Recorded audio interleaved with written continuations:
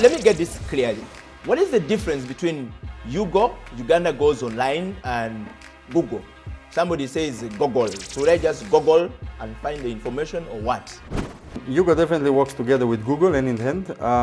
Our aims are the same. If you check the aims of Google in Uganda, the Google Uganda office is the same as UGO, is to increase usage and users using the online media.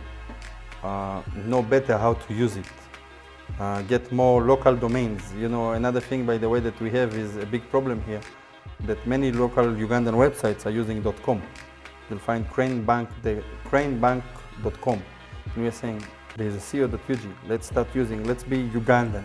Let's have Ugandan domains. So our aims are the same. Yahoo have just opened an office in South Africa. So people are waking up to Africa. Unfortunately, Microsoft and Yahoo, MSN and Yahoo and Bing are not yet into Africa, but it's coming there. Once they'll come, we are very open to work with everyone, and our aim is definitely the same. 10 minutes, that's all it takes. You only need to deploy. You can go for free. There are free tools and there are paying tools. You want to go for free, there is something called Google Analytics. That's where we work together with Google. We promote all their products. You get a code from Google Analytics. You insert it to your backbone of your website. And from that day on, you monitor your website. Who has come, from where, what they do, which internet provider, which browser, which operating system, which mobile. You'll start getting statistics to yourself. And you can analyze with the same of the website, even the YouTube clips that you have, and so on. To analyze a website is a bit more difficult, but the Facebook, you are controlled by likes, by how many people talk about it. Or in YouTube, how many views. Every view is monitored. But even so, you can even monitor in YouTube, you can even go deeper. You can see what part of the clip people watch, where do they stop, if they stop, and so on. You can analyze it, it's endless to analyze. Wow, this is great stuff. But what was the inspiration behind UGO, and what really inspired you to come up with this all amazing Uganda Goes Online? By the way, are you being paid by the government of Uganda? The inspiration behind UGO is my love to internet, my love to information technology, marketing, and that is it basically. But being in Uganda for 12 years and seeing this huge gap in websites, it's what brought me in. But the real trigger that started the whole thing in UGO is, even when we launched, we said, the revolution started in Uganda in 2009 when the fiber landed here. Although the fiber is off right now, courtesy of the ship. But the revolution started in 2009 when the fiber landed in Uganda. So internet prices went down, the speeds went up. And it's going to keep on going, the price will keep on going down, the speed will keep on going up. In Europe today, they use a speed of 10 megabytes per second, and it costs $30 per month. We are still not there, but we are getting there.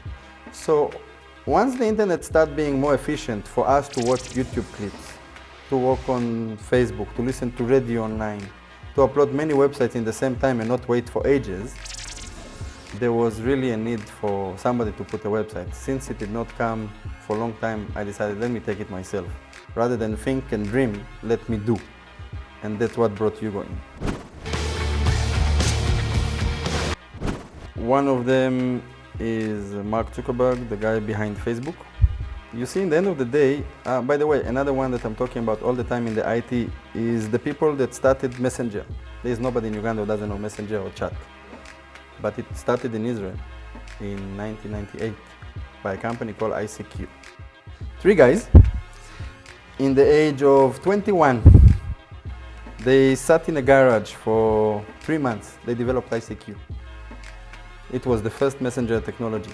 Then they were bought by America Online. 3 guys, 21 to 25 years old, was sold for $407 million.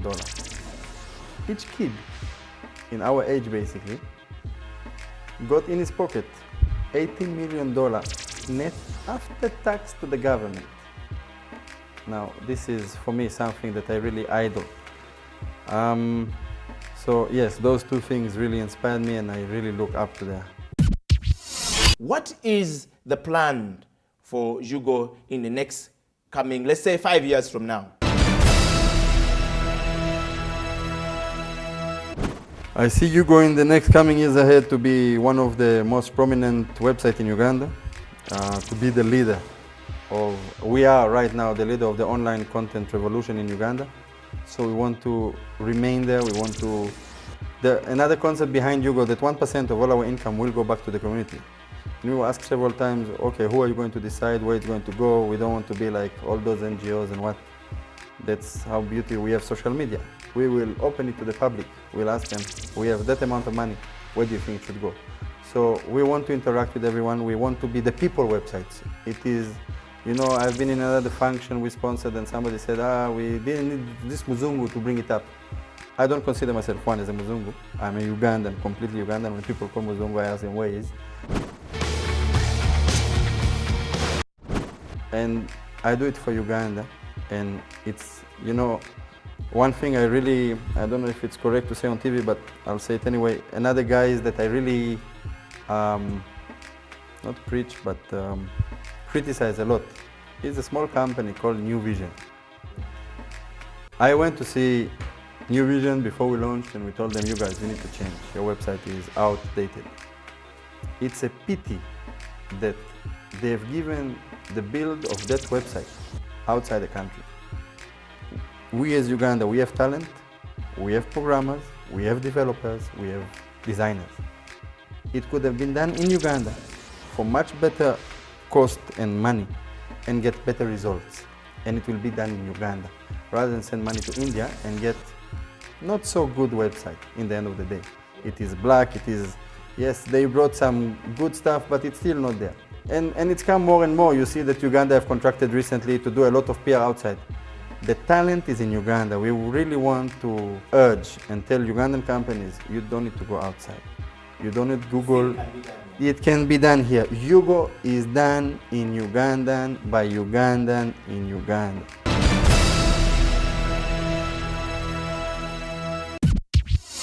Well, you have heard it from Mr. Boaz himself, the brain behind UGO, Uganda Goes Online. Of course, I would like to say that usually simple people do great stuff. And of course, if you have a vision, you have a goal and objectives to achieve. And that means people who do great things usually start slowly and of course go to a greater level of success.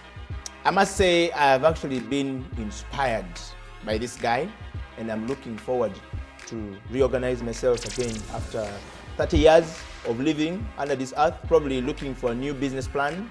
You need to join me next week again on XXL as we bring you Honorable Mike Mukula and how he ended up in the political scene of Uganda. And of course, being a captain, how many years was he flying really as an active pilot?